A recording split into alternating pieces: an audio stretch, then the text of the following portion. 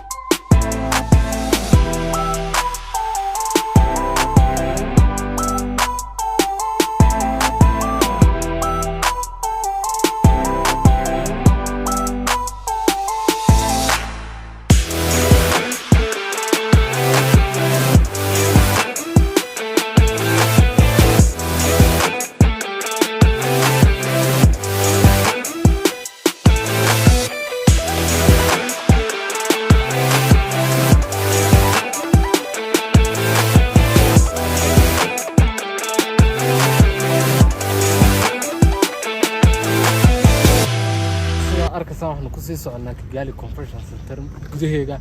markaa meeshu waa meel aad iyo aad u qurux badan meesha gudaheegaanu gelinaa fiiriyo cajiib aan idinka soo duubi doonaa ilaa caawa markay cadceedu dhacdo ilaa caawa halkan aanu ku sugnaanaa meeshana habeenkii aad bay u qurux badan tahay waa aad bay habeenkii u soo qurux badan tahay markaa inta meesha gudaheegaanu gelinaa namasha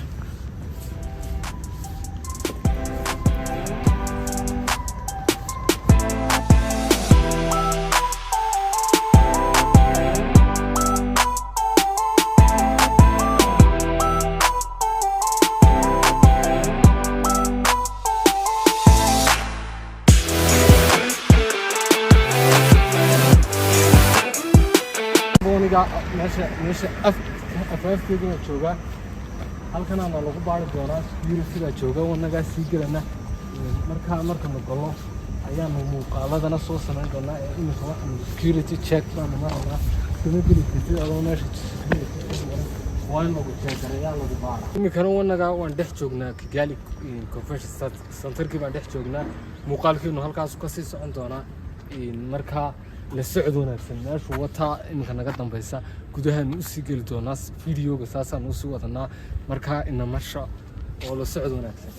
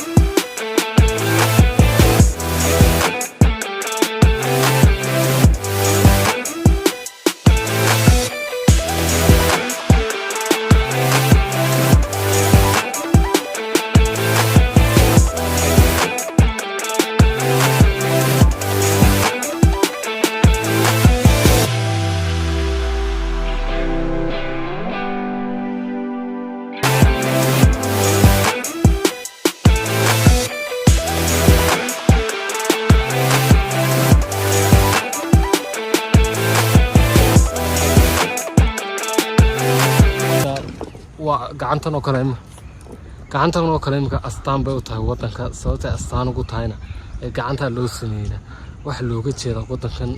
sharciga inuu qof walba raaco oo gacantu ay sareyso marka wadankan kuma jiro wadamada corruptionka iyo waxa iyo ay ka socdaan oo wadan wixiisu yahay intuu soo taabsi marka astaan bay u tahay wadanka inuu wadanku yahay wadan hore u socdo oo lahayn musuqmaasuq iyo waxa sababtaas astaan looga dhigay oo loo dhex taagay Kigali Convention Center waa astaan uu wadanku leeyahay oo kamid ah horumarka wadanku uu sameeyay sanadadii ugu dambeeyay halkan joognaa waa Kigali Convention Centerkii meeshii aan mar dhaweyd ka yar tagnay muuqaalka ka duubanay iminka waa xilli habeenimo ah oo muuqaalkii habeenimada aan wadnaa markii hore waxaan wadnay muuqaalkii maalinimada nala socdo nala eega sidii habeenkiina u eegtay meeshu waa meesha sidaa u quruxda badan leh sidaa u dhalaasa habeen iyo maalin inkastoo aan kala garanayn quruxda habeenkii iyo maalintii aad leedahay waa meel ay dadku waqtigooda ku qaataan markaa waa sidaa oo meesha saasa loo dhalaaliyay waxa loogu talagalay inay dadku soo booqdaan fadhiistaan ku nafisaan ay waqtigooda ku qaataan oo iskaga saaraan buuqa iyo stress iyo madaxa dejistaan ayaa halkan loogu talagalay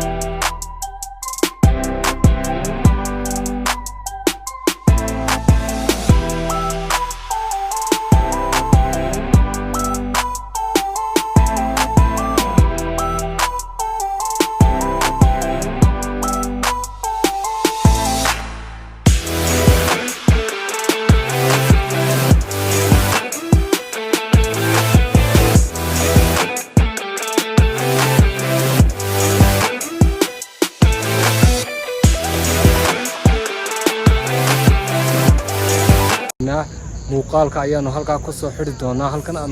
nagala socotaana waa barta YouTube ku leenahay Barwani channel. waxaanu idinka soo gudbin doonaa Kigali oo dhan muuqaalo aad iyo aad u qurux badan ee la socod wanaagsan ayaanu idin leenahay. caawa halkan ayaanu fiidiyowga ku soo xidhanaa si aad la socotaan.